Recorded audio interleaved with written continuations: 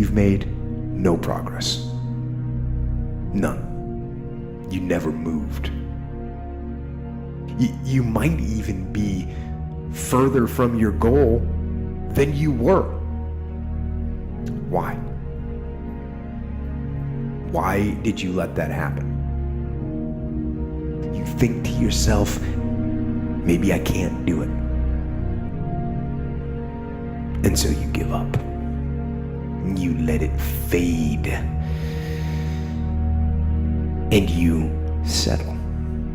You settle for mediocrity. You settle for average. You settle for, oh well.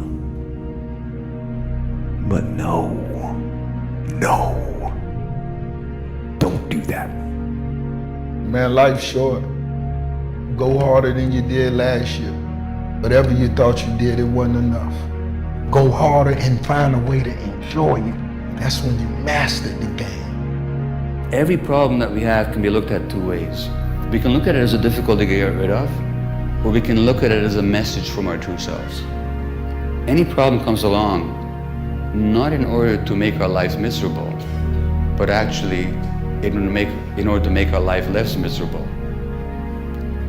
And the suffering that it imposes is an attempt to wake us up. Nobody in life is flawless. Nobody is perfect. It's impossible. You can try to be as perfect as you want, but ultimately you're gonna come across mistakes. Right. You're gonna come across flaws.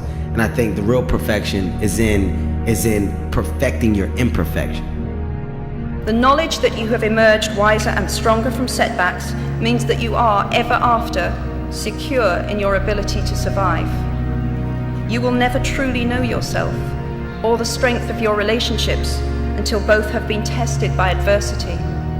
Such knowledge is a true gift for all that it is painfully won, and it has been worth more than any qualification I ever earned. It's all on you. Do something about it. Every day, do something that moves you toward that goal, that keeps the goal alive and in sight and in focus.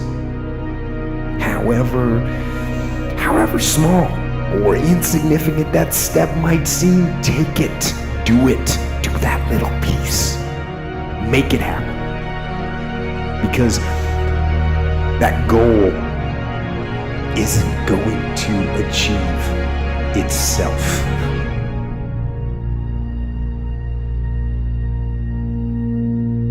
Don't half-ass it.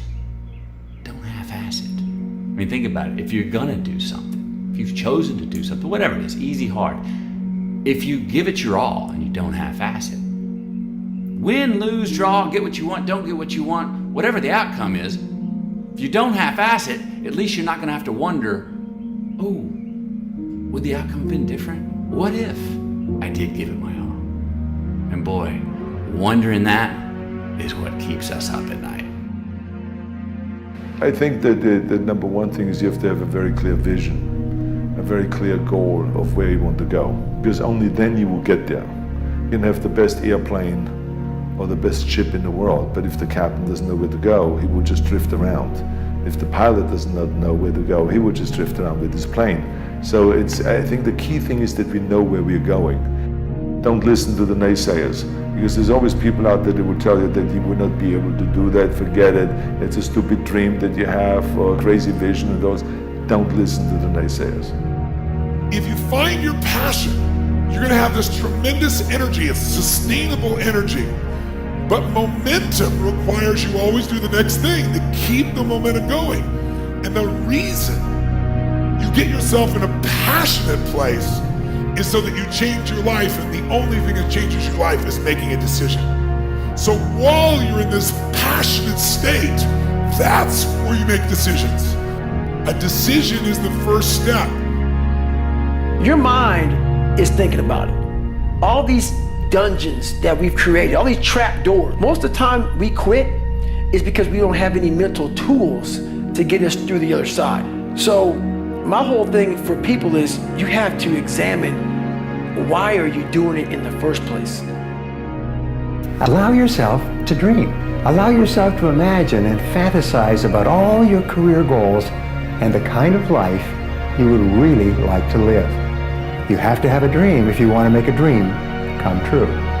It's true for you and for everyone else as well.